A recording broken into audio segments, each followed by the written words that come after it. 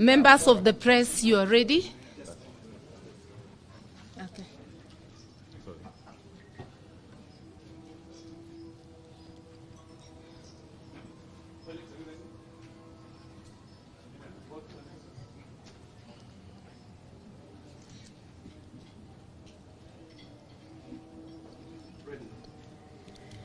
Thank you for coming. This is our statement titled, "What Next After Ruto'S Contempt Budget?" Yesterday we saw what happens when a rogue and uncaring executive branch of government decides that the only thing that matters is their ego and their agenda. We have learned the hard way that this illegitimate regime can ignore the people, their feelings, their fears, their circumstances, their hopes and aspirations, and force its agenda on the people. That is what Ruto and his Kenya Kwanza followers did with the passage of the Finance Bill 2023. They ignored the wishes of the majority of Kenyans, and this signals the era of dictatorship. We ask Kenyans to beware. We say pole to the millions of Kenyans who are struggling to come to terms with this harsh reality. We know many of you think this is a nightmare that will probably fizzle out. Unfortunately, it is here with us and here to stay unless we act now. Because we are not helpless, we can act.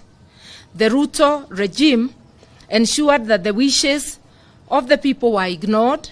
Instead, they retained punitive taxes on fuel, on housing, on turnover, on salaries, among others. This is like showing the people of Kenya the contempt card. The people can lament, plead, pray, and even picket to be listened to and still be ignored. This has never been seen in our country before. In the run-up to the voting on the finance bill, various polls showed that more than 90% of Kenyans rejected the finance bill. This kind of dictatorship is new.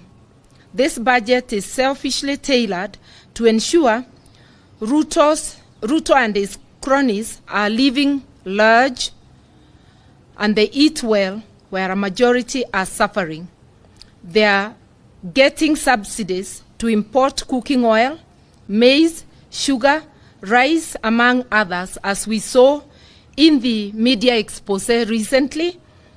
And this is all at the expense of vulnerable Kenyans. In this finance bill, the regime's corruption is properly budgeted for. Money for the regime's cronies is hidden in the provisions like fertilizer subsidy, national agricultural and rural inclusivity, national agricultural value chain development, Kenya Serious Enhancement, whatever that means, emergency locust response, and small-scale irrigation and value addition, among others. What we are saying is that if these provisions are genuine, agriculture being a devolved function, these monies would be devolved to the county, but not left at the center with lofty-sounding words just to be siphoned by the corruption cartels. Where there has been inflation, we must now prepare for hyperinflation. With the new raft of taxes approved yesterday, especially the fuel tax, we must prepare that even the little that remained of our monies will simply vanish. To our MPs who fought gallantly for the people in these times of difficulty, we salute you and we celebrate you. We believe Kenyans do too. We celebrate the fact that whereas the regime had said not even a comma would be removed from the bill, our MPs, while pushing for the millions of Kenyans, were able to force the regime to accept not one, not two, but several amendments. Sadly, those amendments did not include the dreaded double rise in taxation of fuel, which is going to have a ripple effect on the cost of living. The amendments managed by our gallant MPs were not enough to guarantee the kind of life Kenyans desire. To the MPs who knowingly supported a bill overwhelmingly rejected by Kenyans, we say to you that the jury is out. Your day of reckoning will come. The writing is on the wall for this regime, and as the Bible tells us, and if I were to quote a certain member of this illegitimate regime, it is as the Bible says, mene mene tekel.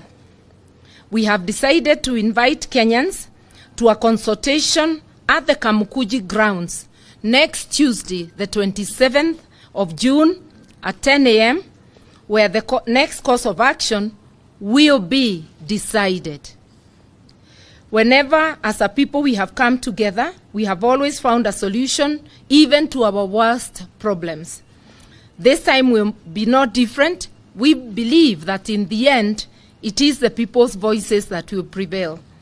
The only time we have suffered longer than we should is only when we have allowed dictators to rule longer than they should. And it is only when divide and rule succeeds. We must not let that to happen. The people can never be helpless in their own country against rogue leadership. Not in a democracy like ours, and not in the dictatorship they are trying to create.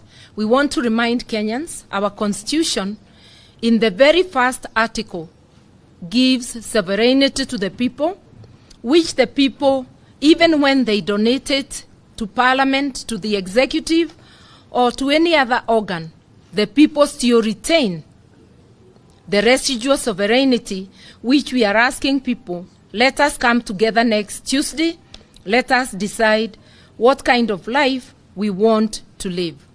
Thank you and God bless.